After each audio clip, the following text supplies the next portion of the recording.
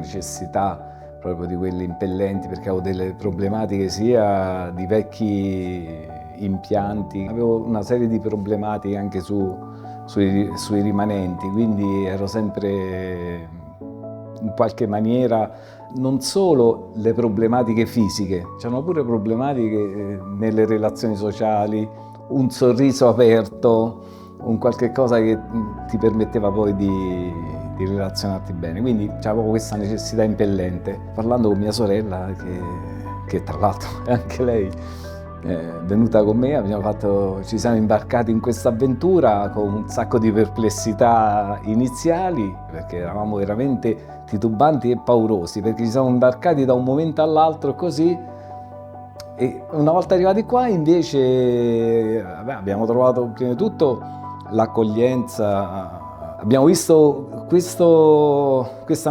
meccanismo perfetto, regolato, che garantiva da una parte familiarità e accoglienza e da una parte una grande professionalità.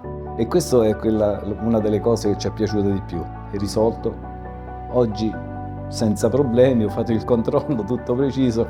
Ho preso i complimenti, te lo dico pure dall'intervista, perché la mia igiene ha detto che era perfetta, quindi poter tranquillamente andare in ristoranti e mangiare di tutto. E questo, per uno come me a cui piace mangiare, è fondamentale.